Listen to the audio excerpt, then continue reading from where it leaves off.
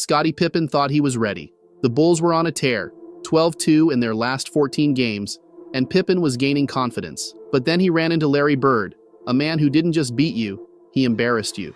On this night in 1988, Bird didn't just show Scottie and the Bulls who was boss. He schooled him, humiliated him, and made him question everything. This is the story of the night Larry Bird put Scottie Pippen in his place, and the brutal way he did it. Let's break it down.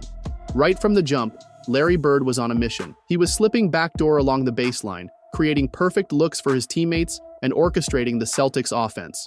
Meanwhile, Robert Parrish was putting on a clinic in the paint, spinning past Corzine for a smooth 2 points. Bird wasn't just a problem offensively, he was also a defensive menace, showing the kind of grit and hustle that had defined his recent stretch of games. Chicago finally broke through with a Jordan putback off a Vincent missed three-pointer, but Bird's off-ball movement was relentless. He was constantly slipping his defender, getting just enough separation to nail those mid-range pull-ups. While Bird was cooking, Kevin McHale was going to work in early offense, punishing the Bulls with his post-up game. For Chicago, Corzine was battling down low, keeping them in it with some solid work in the post. The Bulls also pushed the pace whenever possible, with Vincent finishing through contact on the break, but Bird was just starting. He found a passing angle at the paint, took full advantage of the space he created by slipping his man, and floated in another bucket. The Bulls tried to counter, with Sellers cleaning up on the offensive glass and making sure Chicago capitalized on their second-chance opportunities. The Bulls were hanging tough early, with Jordan finding a cutting Oakley for a smooth layup. But on the other end, Bird was the engine. Off a sideline inbound, he used a pin down to get separation, rising up for a long two from the left corner. And when Boston pushed the tempo in transition, Bird showed off his court vision, going over the head to Parrish, who drove in for an easy bucket. Bird kept facilitating, this time finding a cutting Ainge along the baseline for a quick jumper. Boston's offense was flowing through Bird's playmaking, and McHale was thriving in the post, abusing the Bulls' defense with his footwork and touch. But Bird's facilitating was such a problem that the Bulls resorted to fouling to prevent easy looks under the basket. On the other end, Pippen was struggling to find his rhythm, misfiring on his mid-range shots. Meanwhile, Bird continued to dismantle Chicago's defense, driving inside and drawing the attention of multiple defenders, which opened up the lane for Parrish to slip in for another easy two. Despite Bird's dominance, Jordan was doing his best to keep Chicago in the game, attacking off the dribble and pulling up from the nail to hit a tough jumper. But Bird capped off his incredible first quarter with a putback buzzer beater, giving the Celtics a 33-27 lead heading into the second. Bird's fingerprints were all over this quarter, setting the tone for what was about to be a masterclass performance. Pippen was struggling right from the start of the second quarter. He was battling through screens, desperately trying to contain Bird, but all that effort only led to a foul on Bird. Chicago had no answers defensively, and McHale took advantage, hitting a smooth jumper over Pippen from the right elbow. However, Pippen was holding his own offensively. He pushed the pace, attacking the Boston defense before they could get set. But defensively, it was a different story. Bird was operating like a man possessed, effortlessly creating separation and draining those mid-range jumpers over Pippen. Pippen tried to counter by slipping along the baseline, finding his sweet spots on offense. But Boston's offense was firing on all cylinders. With Bird drawing so much defensive attention, Ainge slipped to the nail and splashed a clean jumper. Then, Bird hit Pippen with a nasty relocation, snapping Pippen's ankles before driving for a two off the glass. But Pippen kept fighting back. A down screen freed him up for a jumper from the left elbow, and he was cashing in. However, when Bird sat, the Celtics' offense hit a wall. Chicago capitalized on the missed opportunities, with McHale doing his best to keep the Celtics afloat. McHale was feasting in the post, dominating Grant in single coverage and owning the paint. But the Celtics needed Bird, and once he returned, he was right back to business. He slipped his defender and knocked down a mid-range jumper. Bird was so dominant down low that the only way Chicago could stop him was by fouling, and Pippen was racking them up. With the Bulls' defense stretched thin, Danny Ainge took advantage, attacking the gaps and getting to the rim. But Jordan was keeping Chicago alive on the other end, asserting his dominance in the paint and reminding everyone that this was still his court too. Pippen came out aggressive, using a screen to get that much-needed separation from Bird and drilling a jumper from the right elbow. But Bird kept making plays, this time finding McHale down low. When McHale's attempt didn't fall, Parrish was right there to clean it up and finish the second-chance opportunity. The Celtics' defense was locked in on closing off Jordan's driving lanes, but that left him wide open at the nail, and he was knocking down those mid-range shots with ease.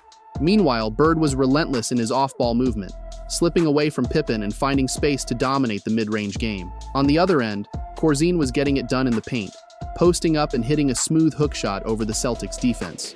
With Jordan attracting a double team, Oakley found himself wide open at the baseline and attacked the rim for an easy layup. However, Boston closed out the quarter with some fireworks. They pushed the pace in early offense, and DJ got a clean look from beyond the arc, splashing a three to extend the lead. But just as the Celtics seemed to be pulling away, Pippen had the final say. He beat the buzzer with a clutch jumper, trimming Boston's lead to 68-63 heading into halftime.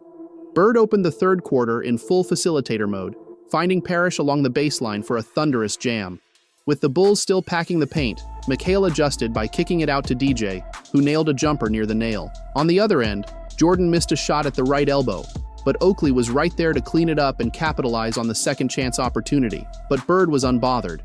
He went around his screen and fired from the right elbow, cashing in yet another jumper. The Celtics continued to use McHale as a decoy. With McHale drawing a double team down low, DJ was left wide open under the basket for the easy bucket. Bird then relocated to the right elbow, and with Sellers arriving a step too late, he finished through contact, showing his physicality and poise. Chicago responded by clearing out the strong side for Jordan, who hit a long jumper in rhythm. But the Bulls still had no solution for Bird's elbow shots. Every time he relocated, it was another clean look, and he was punishing them for it. DJ was threading the needle to Bird down low, and the Bulls were scrambling, unable to keep Bird from finding space. Meanwhile, Boston was sending doubles at Jordan, but that only left Pippen wide open on the weak side, and he took advantage, driving the baseline for a layup. But those screens freeing up Bird were a nightmare for Chicago's defense. Bird kept working his way through the screens, finishing through contact and drawing fouls. Jordan was doing everything he could to keep the Bulls in it. Even with defenders draped all over him, he was finishing with a tough floater, then powering his way through the Celtics' defense to get all the way to the rim. But Boston's offense kept slicing through the Bulls' double teams, with Bird and McHale finding DJ at the nail for a wide-open jumper. Bird was still the engine of the Celtics' attack, racking up 14 points in the quarter and pushing his game total to 34 points. To close the quarter, Bird capped it off with a relentless drive to the cup. Boston was firmly in control, with Bird dictating the flow and Chicago still searching for answers. The final quarter started with Jordan continuing to be a problem down low, muscling his way through defenders and finishing strong.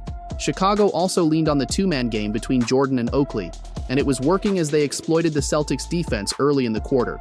But once Bird checked back in, Boston's offense immediately started clicking. He led the break in transition, pushing the tempo and getting the Celtics back in rhythm. However, Jordan remained relentless, thriving in the mid-range.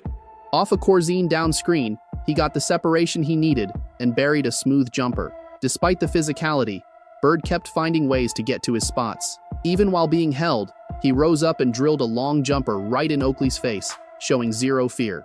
And it was clear Bird wasn't 100%. He was playing on a bum ankle, but still pushing himself to keep Boston ahead. But with the Celtics showing help on Corzine down low, Pippen seized the opportunity, cutting straight to the cup for an easy layup. But Bird responded in typical Larry Legend fashion. Despite Pippen's defense, he fought through, got to his spot, and unleashed another long jumper. Jordan wasn't going away, though. He hit a tough mid-range jumper, keeping Chicago within striking distance. But as all eyes were on Bird, DJ seized the opportunity to drive straight to the hoop, finishing through contact with authority. Jordan kept attacking, this time slashing along the baseline with his trademark tenacity. Pippen then stepped up defensively, forcing a turnover that led to a 3-on-1 fast break for Chicago, but it was too little, too late. As the game wound down, Bird received a standing ovation as he headed to the bench, having delivered a 44-point masterpiece against the Bulls. The Celtics put the finishing touches on a 126-119 victory, and Bird's offensive explosion was the difference. And on this night in 1988, Larry Bird didn't just beat the Bulls, he left his mark on Scottie Pippen and the entire Chicago squad. Bird was ruthless, orchestrating the game, slipping screens, draining mid-range daggers, and outsmarting defenders at every turn. Scottie Pippen might have been on his way to becoming one of the NBA's elite, but Bird made it clear that night, greatness doesn't just happen, it's earned. And Bird had already earned it. Bird's 44 points was a statement that no matter how hard you try, when Larry Bird's on the floor, he's the boss. But before you go, if you enjoyed this breakdown of Bird's legendary performance, Make sure to like, subscribe, and hit that notification bell for more epic basketball stories. Let me know in the comments, which other legendary matchups should I break down next? Catch you in the next one.